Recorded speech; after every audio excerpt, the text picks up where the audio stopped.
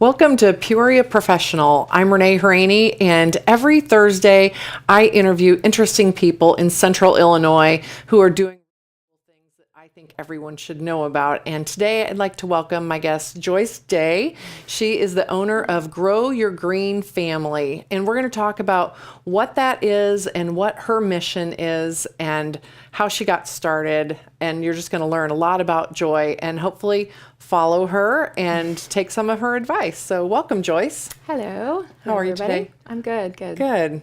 So we've known each other for a little over a year, I would say, and I'm always fascinated with the things that you are doing because you're so smart and creative, and you're just such a valuable resource to our community, to many others, but especially to Central Illinois. And I would like, if you don't mind, just share with us like what Grow Your Green Family is, first of all. Okay. So Grow Your Green Family is kind of a project that I started. It actually started as like a homemade blog several years ago while I was working full time. And I was just writing about the ways that I was doing things more naturally at home. So different DIY projects, gardening. I learned how to can. So I was growing my own vegetables in the garden and learned how to can them, and was getting my kids involved in things like that. So I was blogging about it. It was a very homemade website. And then I was working at the time as a hydrogeologist. So I specialize in the study of groundwater, and particularly in groundwater contamination.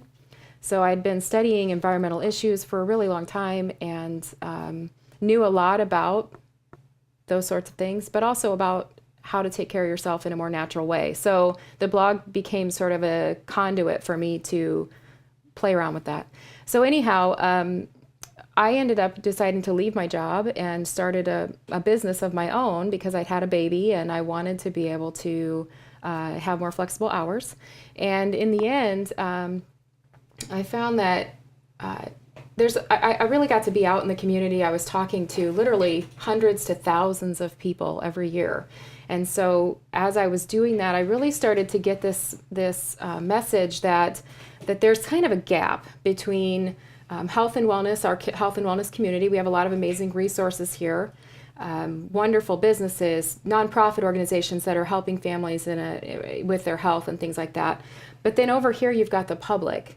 And they're struggling with their own health issues and financial issues and how to take care of themselves and how to take care of their health.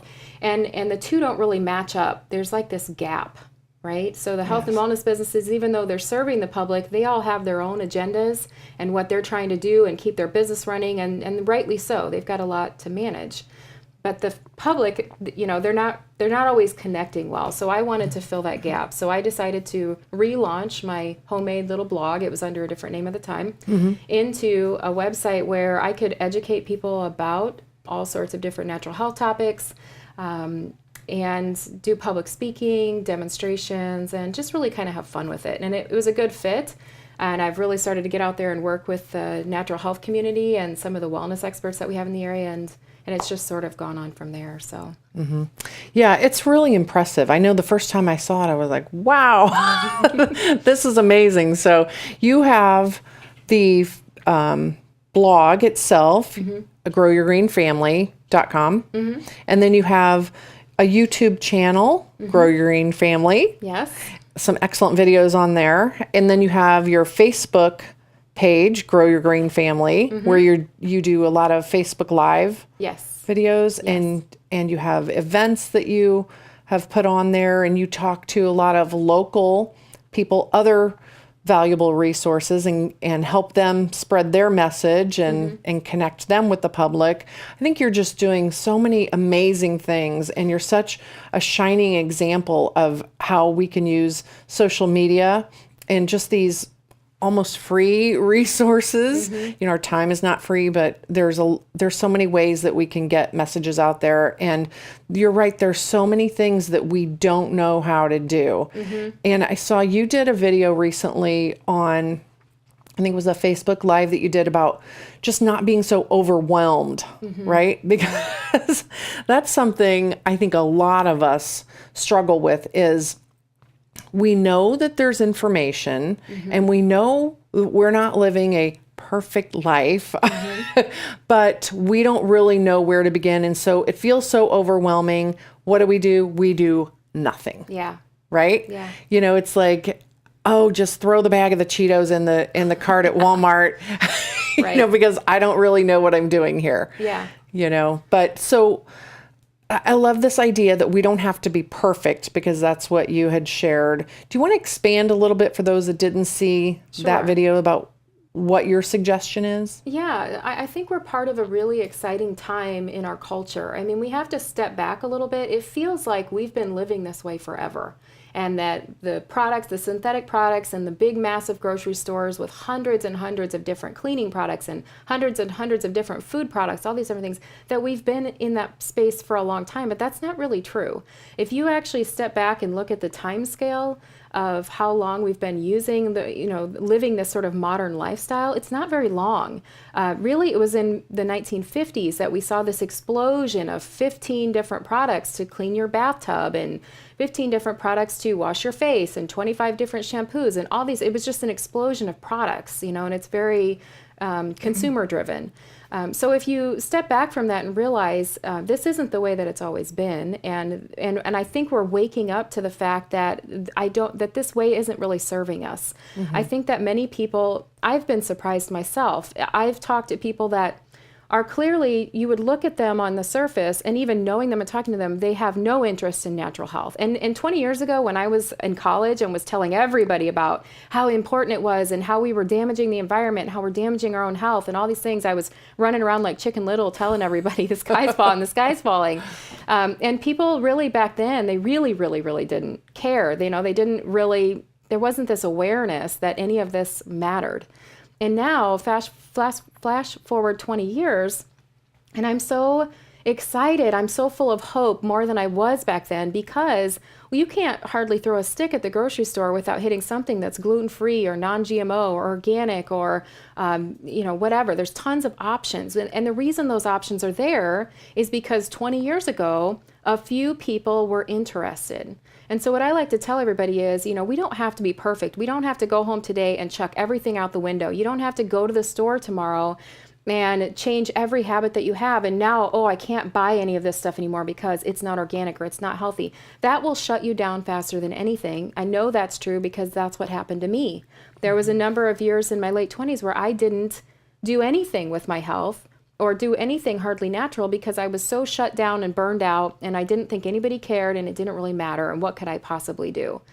It was the birth of my daughter that forced me to come back to everything that I had known and come back to my roots and really think about, how do I want to live? How can I make this work? Because if I couldn't make it work, how can I ask anybody else to? Right. And so what happened was I just very slowly started to do a few things at a time.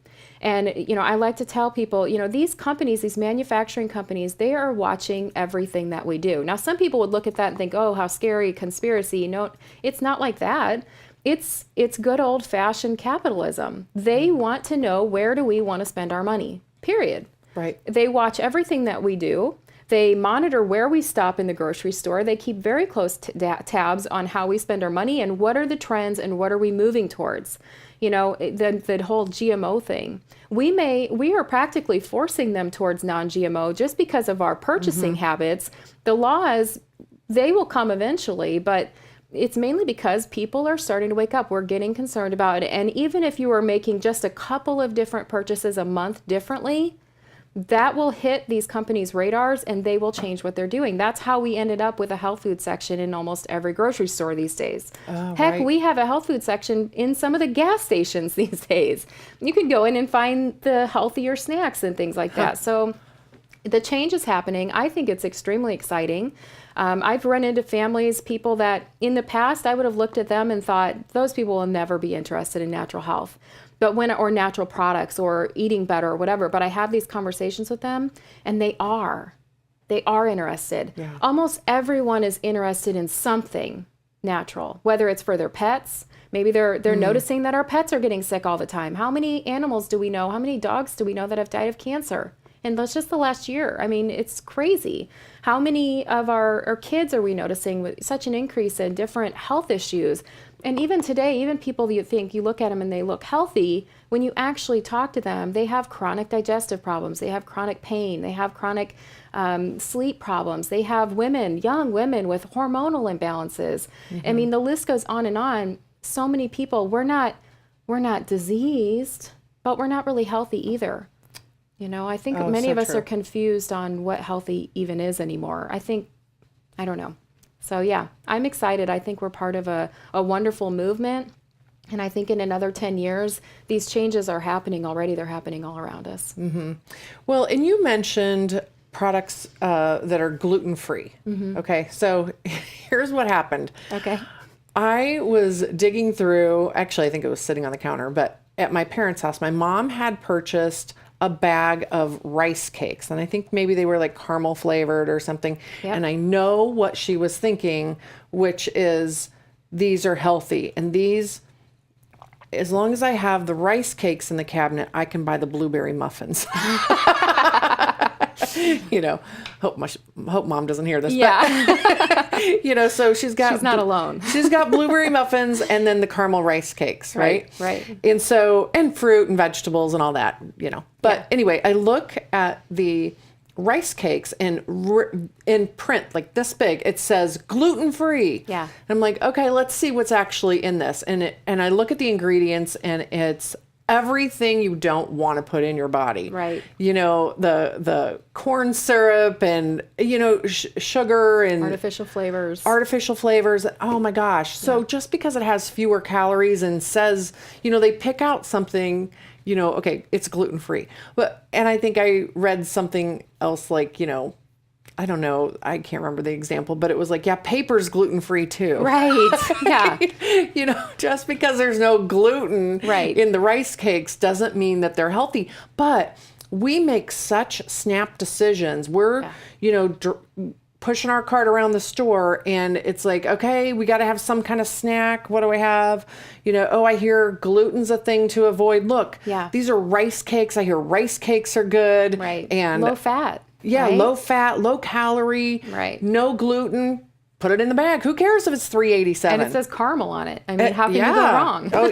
Awesome, right? Right. You know, but I think that just like you said, starting with some really simple, easy things and taking it in whatever direction we are comfortable with, because every one of us is unique. Yes. You know, and as long as we just keep moving forward, I think that's really key. So I love that message that you're sharing. Yeah. I'm sure you'll continue to share that message in various ways. So I think another way that can be really easy is something that you're really passionate about, and that is essential oils. Mm-hmm. You know, so you want to like kind of explain maybe a little bit about why you're passionate about essential oils and how essential oils fits into your life as well as your business. Sure. Yeah, that's actually the business that I ended up starting that took me away from my corporate job.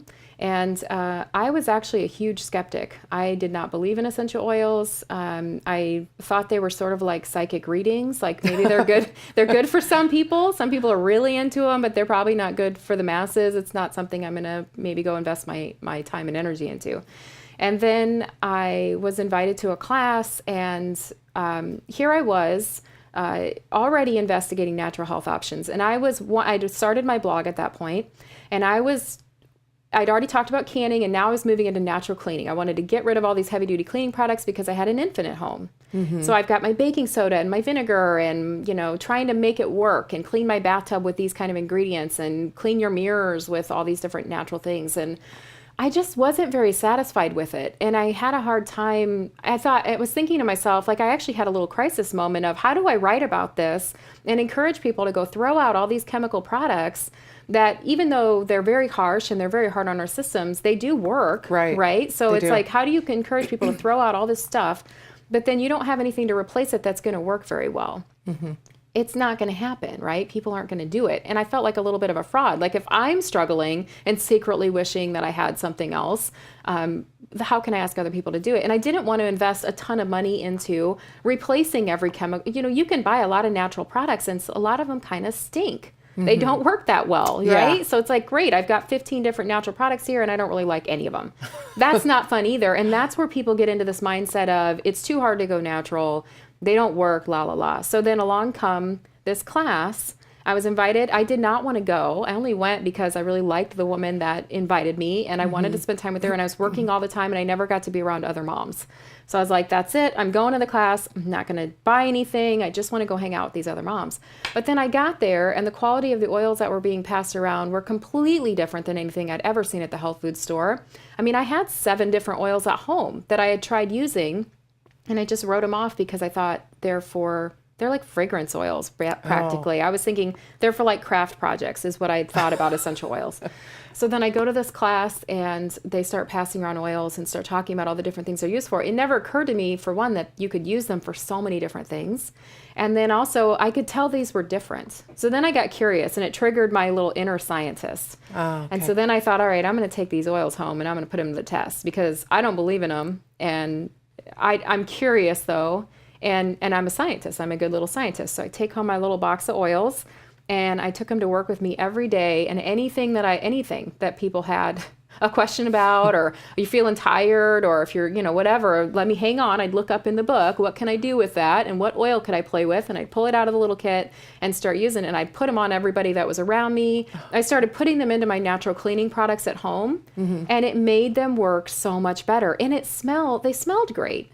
And that's an important factor for us. When I'm cleaning my bathtub, when I get done, not only do I want it to be sparkling clean, I also want it to smell great. Right. Like that's half the fun of cleaning your house, is that when you're done, things smell good. And if you take away all those chemical cleaning products and you're just using baking soda and vinegar, it doesn't really smell that great. Yes, great point. Yeah, so it's, you don't get that satisfaction, And the oils do make the cleaning products much more effective. And so that's what kind of got me going. And so now I was so impressed with them. It took a few months of testing them out and getting all that good feedback from people. It took a few months, but then once I started getting into it, you guys might notice I don't have a problem talking to people. I like talking to people, and I really feel like there are certain aspects of natural living that are critical. And they make it so much easier, and essential oils are one of those. They're like a gateway to natural health, right? Anybody can use them. You can be eating McDonald's 3 times a day and rubbing, chemical-based products all over your body and spraying yourself down with cologne and doing all these different things. But if you can pick up an essential oil and use it, and it will have a direct impact on your health. And a lot of people, and on the way that you feel or emotional support or whatever it is that you're looking for. So they're so easy to use. I like to talk, if you go to my website, I talk about health hacks. These are things that they're like the low-hanging fruit of natural health, right? There you go. Easy to grab onto, easy to use. You don't have to have a PhD. You don't have to, so many aspects of natural living, like getting healthy. If you think about eating, it's hard to change your diet habits or exercise. Yeah, it turns out for most of us, maybe not you. Having any trouble. Yeah, right. It's a piece of cake, right? Literally.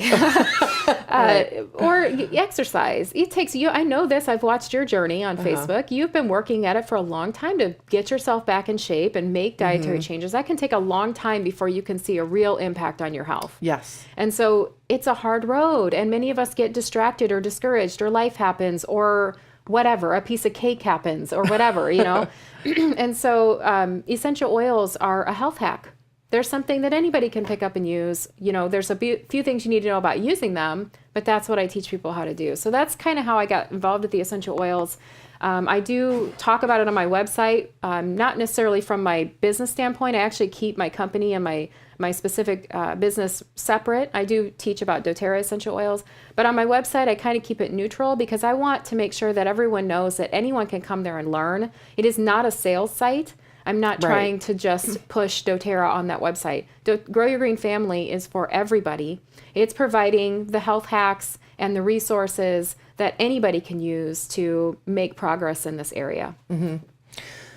Okay, so I think that when it comes to making these changes, there's so many things to consider, right? Because like you mentioned, the exercise takes a long time. Yeah. You've got the diet, the cleaning supplies, laundry. And then also one thing that took me a long time to even recognize were the chemicals that we put on our bodies. Yeah. You know, the body wash that we use in the shower, the shampoo, the makeup, you know, dryer sheets, laundry detergent. Yes, there's so many things. Yeah. And so, and you know, like when I was a child, I know that there weren't all these things that people were using. Yeah. But now every great new invention means there's more chemicals, more chemicals.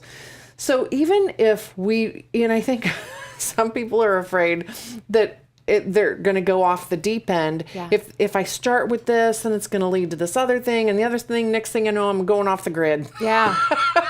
Right. We've all got to become Got a crunchy beard. hippies. Maybe Right. not women, but you know we're what I mean? living in a trailer in the woods with no electricity, making fires in front of the house to boil our water. Yeah, I get it. Right. So, but you mentioned like the low-hanging fruit. Yeah. We are all so busy. Yeah. We have so many things that we already have on our calendar in our busy lives that we need to consider, and whatever it is, whether it's the essential oils or, you know, eating a particular type of food, you know, shopping more on the parameters where the fresh food is, you know, limiting the number of snacks that we buy, or changing out the type of soap that we use, or whatever it may be. If you at least take a step, Yeah.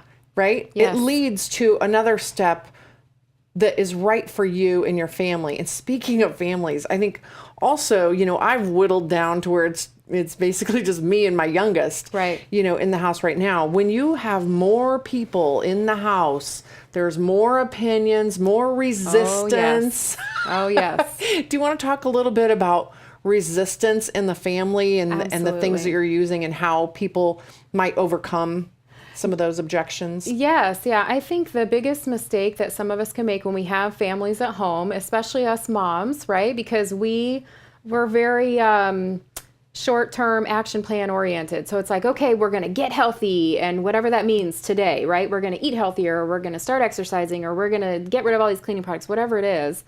And what can happen is that it can create a lot of strife in your family. And I can certainly attest to this. And I actually plan on writing about this, but I'm still figuring it out for myself. So, but it's a great topic, and I'm glad you bring it up. So I have 2 teenage stepkids at home, and we're a blended family. And then I also have a 4-year-old. She's turning 5 this weekend. Oh, I have my husband. We've got animals and all this kind of thing. And we also have extended family, right? Because our family dynamics are not just isolated to the household. Exactly. We also have extended family, and everybody has their way of doing things. And so you can get conflict. So I think the number one piece of advice I would give is, if you can avoid it, and if you've already done this, we'll talk about what to do afterwards, but if you can avoid it, do not make any family announcements. I have a good friend that years ago, she's got 3 little kids at home, and she was trying to get them to eat healthier, and she made an announcement that they were going to start eating less sugar. And we've talked about it and laughed about it together since then. And it's like, what a terrible idea. It feels good to be like, okay, this is what we're doing. This is the plan, and we're all moving towards it.